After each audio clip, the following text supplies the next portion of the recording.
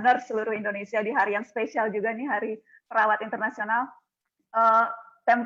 Mungkin 2 minggu yang lalu saya berbincang sama Pak Harif Fadilah, Ketua Persatuan Perawat Nasional Indonesia, Pak Harif, di udara. Jadi kita masih belum sempat ketemu langsung ini, semuanya selalu komunikasinya lewat udara.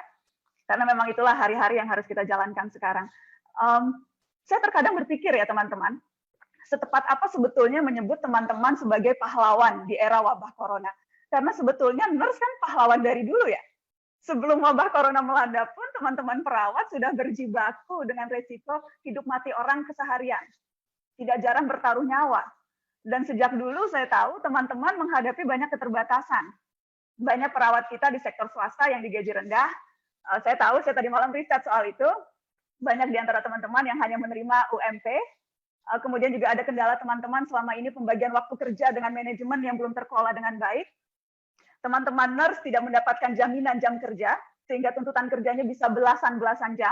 Itu yang saya pelajari dari kondisi pekerjaan teman-teman selama ini. Sementara sesungguhnya perawat sebagai profesi kesehatan itu jumlahnya terbanyak di dalam negeri. Jumlahnya masih lebih banyak bahkan jika kalau seluruh profesi dokter disatukan dan dikalikan 2. Tapi sebanyak itu pun rasio antar nurse dengan jumlah penduduk juga tetap terhitung rendah. Jadi kalau saya ditanya apa hikmahnya, salah satu hikmah dari pandemi, dari bencana non-alam yang melanda kita ini, teman-teman. Hikmah pertama yang betul-betul nyata, mata kita dipaksa terbuka, melihat peran tenaga kesehatan, melihat apa saja yang sudah teman-teman lakukan, dan terutama resiko-resiko yang harus dihadapi oleh teman-teman hari-hari ini. Dan memang ternyata tidak perlu jauh-jauh hari, tidak perlu jauh-jauh untuk dapati ada profesi yang bekerja tanpa lelah, bertaruh nyawa sejauh itu.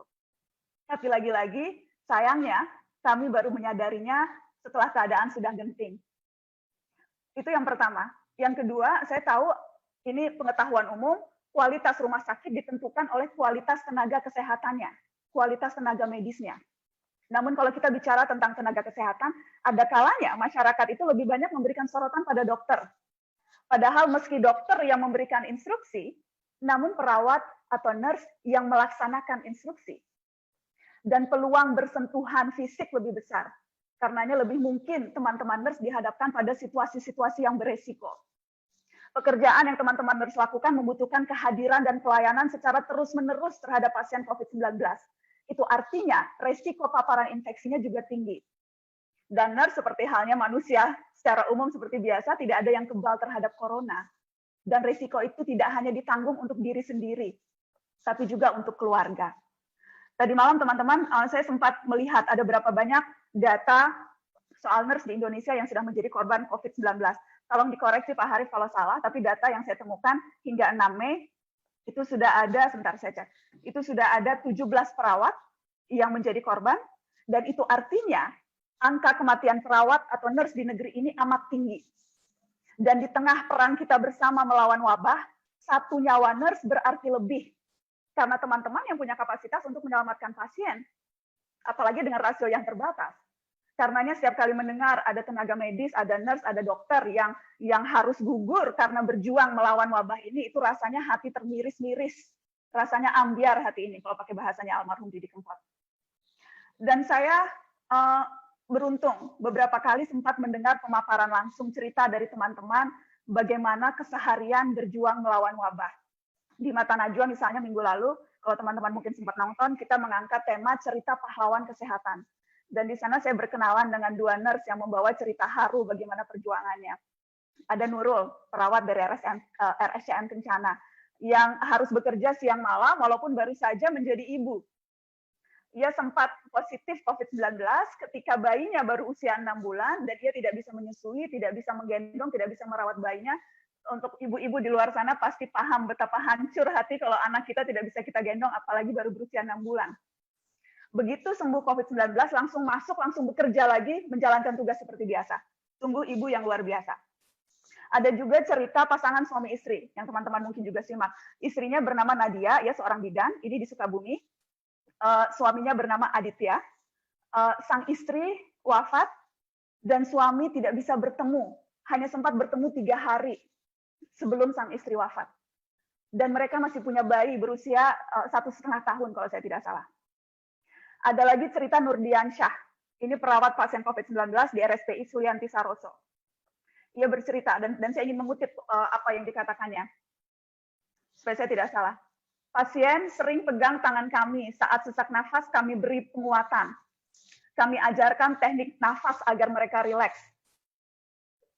Jadi sekali lagi yang dilakukan perawat, yang dilakukan nurse ketika merawat, ketika melayani, ketika mengobati pasien COVID-19, ini beyond the call of duty. Bukan hanya merawat, tapi juga berfungsi sebagai keluarga, memberikan kekuatan, memberikan semangat. Itu kan yang dilakukan keluarga. Dan kita tahu pasien COVID-19 tidak bisa ditengok, bahkan ketika sudah meninggal juga tidak bisa dilihat jenazahnya, ada protokol tertentu yang harus dilakukan. Sehingga perawatlah adalah orang terdekat, keluarga pengganti yang hadir menemani pasien COVID-19 di saat-saat mungkin masa tersulit mereka. Saya yakin teman-teman ada banyak sekali kisah-kisah perawat lain yang mengundang haru di luar sana. Itu baru 3, 4, 5 cerita perawat. Sementara kita tahu teman-teman berjibaku di daerah masing-masing, di pelosok-pelosok dengan situasi dan kondisi yang berbeda-beda, dengan tantangan yang juga berbeda-beda. Yang juga menurut saya satu hal yang perlu diingat oleh orang, betapa kondisi bekerja sekarang luar biasa. Karena selain virusnya tidak kelihatan, juga tidak kenal jam. Bisa menular kapan saja, bisa bereaksi dalam tubuh kapan saja, tidak punya belas kasih. Itu artinya teman-teman nurse harus menggunakan APD selama belasan jam. Saya tidak bisa membayangkan sih betapa sumuknya berada di lapisan alat pelindung diri yang sedemikian ketat dengan face shield, dengan masker, yang saya yakin bernafas saja mungkin susah. Perawat yang kemarin saya wawancara di Mata Najwa, Aditya, perawat di Sukabumi, bilang ketika ia video call sama anaknya umur 1,5 tahun, bahkan kemudian menyapa dia dengan sebutan robot. Saking seringnya video call, melihat ayahnya selalu dalam keadaan menggunakan APD, siap kerja, dan akhirnya si ayah dipanggil robot. Mungkin terdengar lucu, tapi sesungguhnya ada banyak kesedihan di sana. Ada banyak kesedihan di sana. Ada lagi situasi yang saya tahu teman-teman harus alami adalah ketika memilih untuk ambil jarak dengan keluarga di rumah. Apakah karena alasan memang sibuk karena tuntutan di rumah sakit yang jam kerjanya tidak menentu itu, atau memang sengaja menghindarkan diri karena tidak pernah tahu kapan pulang akan membawa virus. Karenanya saya juga mendengar banyak kisah-kisah kerinduan dari teman-teman, rindu suami, rindu istri, rindu anak, rindu orang tua, rindu gebetan, rindu pujaan hati. Ada banyak cerita-cerita itu. Dan saya tahu selain kerinduan yang juga dihadapi, teman-teman juga harus menghadapi situasi di mana stigma negatif itu juga sayangnya masih belum bisa kita pupus di negeri ini.